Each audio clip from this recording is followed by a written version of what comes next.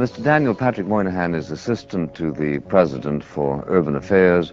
Indeed, the last time I saw him but once, he was speaking at a rally for Hubert Humphrey, appropriately scheduled on Halloween night, at which the orators were predicting the end of the world if Nixon was elected the following week.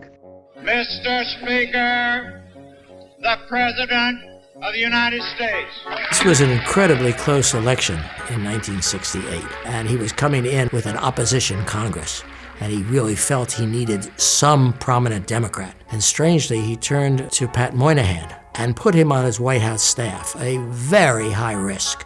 You put opposition people in the cabinet because you can fire them very easily. You put them on their White House staff, and if they quit, you're in trouble. Thank you very much.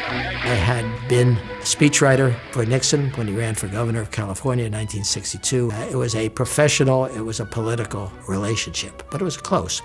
Moynihan was totally different. It was neither professional nor political. We were simply good friends. It was a very unusual White House to have a Richard Nixon staff that is all very uptight, and then throw into the mix this 6'5" super elf wandering around the basement of the West Wing. And it turned out, strangely enough, the real Nixon staff, if you will, loved him.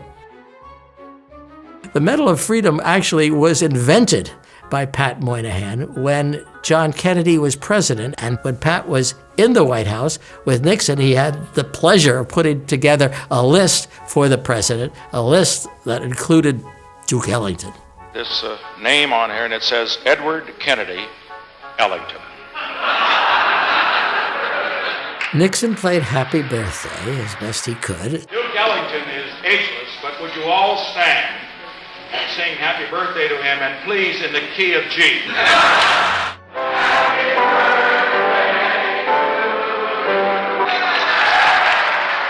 Moynihan, who got many things through the White House, which was surprising, I think was trying to build a sense of Nixon to be historic. The President of the United States tonight proposed something that no president has ever proposed, no nation, no industrial democracy, no nation of any kind has ever had. This was a big surprise. Nixon had actually, in his campaigned against this idea, which basically was a negative income tax. The other thing I really want to be clear about is we have to use the word welfare. All right, it's not a bad word, nothing wrong with that word. I think the people who think it's a bad word ought to get rid of their good conscience, frankly. But clearly it was something on their mind that ultimately produced the Family Assistance Plan, which Nixon had to get on television and say, yeah, but this is more expensive. But it's the right thing to do. Initially, this new system will cost more than welfare. But unlike welfare, it is designed to correct the condition it deals with. Pat felt very deeply about the question of dependency and family. And of course, his father had deserted his family when he was a young fellow too.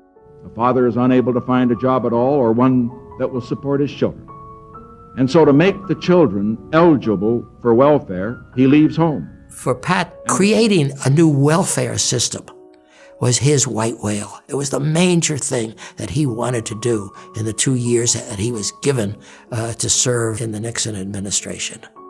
And he did it. I therefore propose that we abolish the present welfare system and that we adopt in its place a new family assistance system.